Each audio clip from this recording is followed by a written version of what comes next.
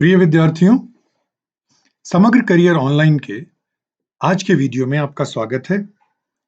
आज हम जानने वाले हैं क्या होती है करियर मान्यताएं अर्थात करियर बिलीव्स।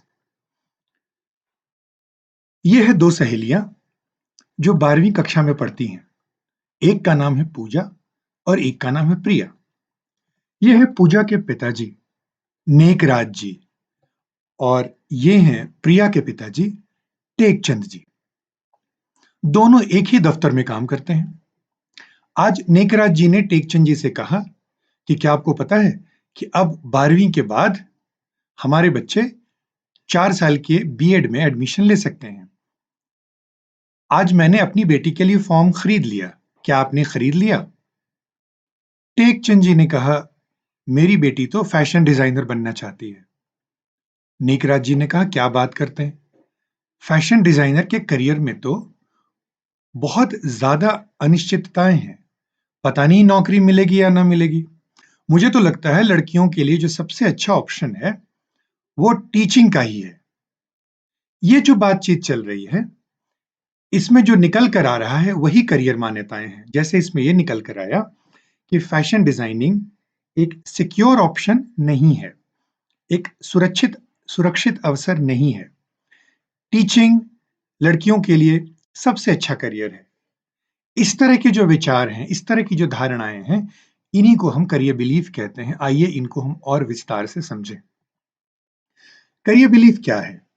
करियर बिलीफ वो मान्यताएं हैं, वो ख्याल हैं, वो विचार हैं, वो नजरिया है, वो धारणाएं हैं, वो सोच है जो बहुत गहरे हमारे अंदर जमी हुई है। इस चीज के बारे में, करियर के बारे में, कोर्सेज के बारे में, करियर कैसे चुनते हैं उस प्रक्रिया के बारे में, लेबर मार्केट में जो ऑप्शंस हैं उनके बारे में। और ये जो धारणाएं हैं वही तय करती हैं कि अच्छा बुरा क्या है, किसको फॉलो करना चाहिए, किसको नहीं, डिजायरेबल क्या है और अनडिजायरेबल क्या है। ये हर जगह समान नहीं होती। अलग-अलग संस्कृतियों में करियर संबंधी मान्यताएं अलग-अलग हैं। अलग-अलग दौर में, अलग-अलग वक्त में ये मान्यताएं अलग-अलग हैं। अलग-अलग समुदायों में, अलग-अलग क्षेत्रों में ये मान्यताएं जो हैं वो बदलती रहती हैं। लेकिन ये इतनी महत्वपूर्ण है कि इन्हीं के आधार पर हम अपना करियर चुनते हैं। हालांकि जैसा मैंने पहले भी डिस्कस किया है कि करियर चुनने के मुख्य आधार आपकी रुचि और आपकी योग्यताएं होनी चाहिए। लेकिन हमारी जो करियर मान्यताएं हैं वो बहुत ज्यादा हमारे निर्णयों को प्रभावित करती हैं। आइए कुछ उदाहरण देखते हैं। ये जो उदाहरण हैं मैंने विद्यार्थियों के मुंह से सुने हैं, उन्हें मैंने एक जगह एकत्र किया है। एक विद्यार्थी ने कहा, मैं पत्रकार बनना चाहती हूं, लेकिन यह लड़कियों के लिए सुरक्षित नहीं है। एक और ने कहा, मुझे तो इतिहास पढ़ना बहुत पसंद है, लेकिन मैंने फिर भी 10वीं के बाद विज्ञान इसलिए ले लिया क्योंकि विज्ञान पढ़ने के बाद करियर की संभावनाएं ज्यादा हैं। एक और ने कहा, जो विद्यार्थी गरीब घरों से आते हैं वही औद्योगिक प्रशिक्षण संस्थान और पॉलिटेक्निक, आईटीआई और पॉलिटेक्निक में कोर्सेज करते हैं। एक और ने कहा कि मेरे बड़े भाई ने भी खूब पढ़ाई की, लेकिन वह तो बेरोजगार है। इसका मतलब ज्यादा पढ़ लिख कर कोई फायदा नहीं है।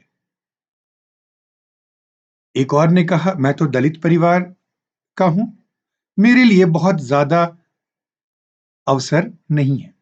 आप देख रहे हैं कि इन उदाहरणों में जिन व्यक्तियों की ये मान्यताएं हैं, उनके निर्णय उनकी मान्यताओं द्वारा ही प्रभावित होने वाले हैं और हम अपने मान्यताओं के ही गुलाम बन जाते हैं। आइए कुछ और उदाहरण देखते हैं। एक ने कहा, मेरी अंग्रेजी ठीक नहीं है, इसका मतलब यह हुआ कि मुझे अच्छी नौकरी नहीं मिलेगी।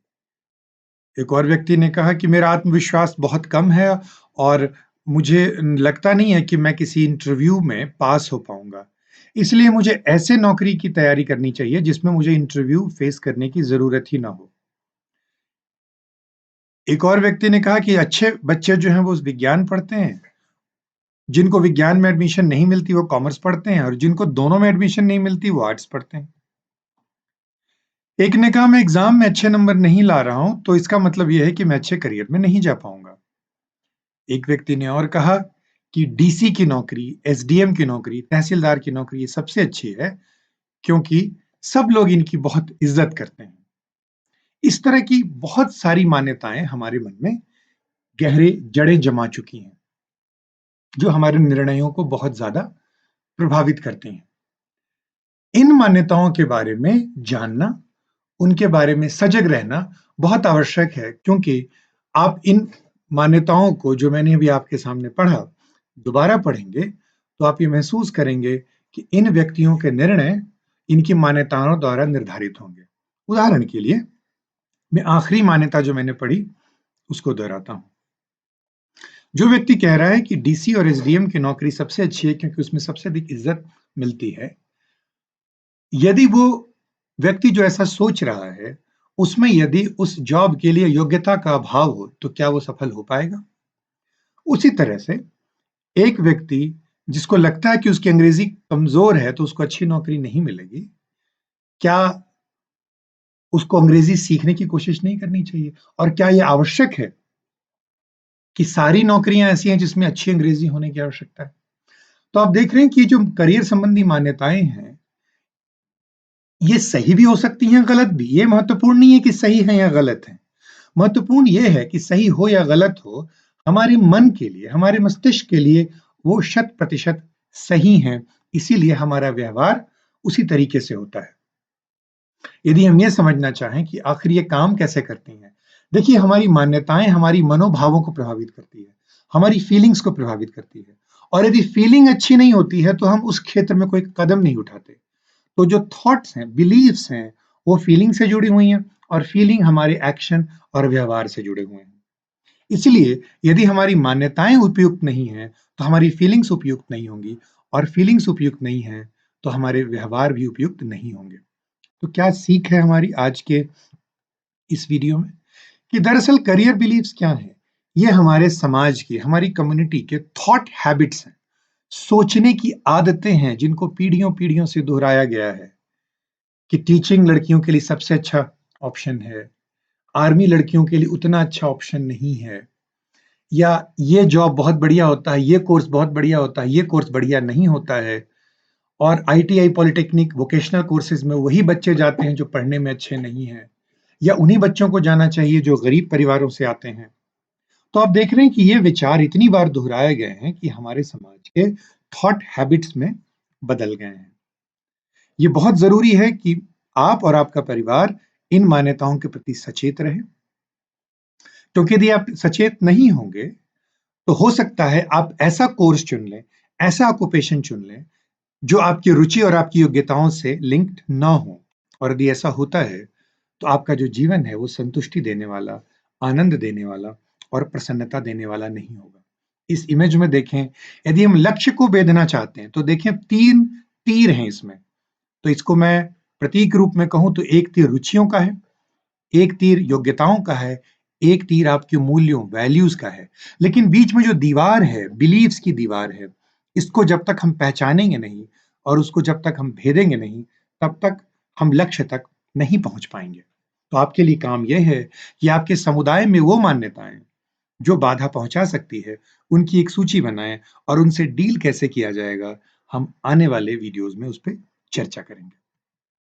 अगला विषय होगा, आपको याद है कि अब तक हमने अपने आप को समझने के जो 4 अंश थे वो कर लिए हैं, इंटरेस्ट, एबिलिटीज, वैल्यूज और बिलीव। अब हम करेंगे ऑक्यूपेशंस को समझने की। उसमें सबसे पहला जो विषय है, आखिर करियर नेम का अर्थ क्या है, और वो जानना हमारे करियर के विकास के लिए क्यों आवश्यक है। तो अगले वीडियो में इंतजार करें करियर नेम का। आपके जो भी प्रश्न हैं, जो भी डाउट्स हैं, जो भी क्वेरीज हैं, इस ईमेल आईडी पे हमें भेजें, और तब आशावान बने रहें, क्योंकि जब तक हमारे सपने जिंदा हैं, हम जिंदा हैं।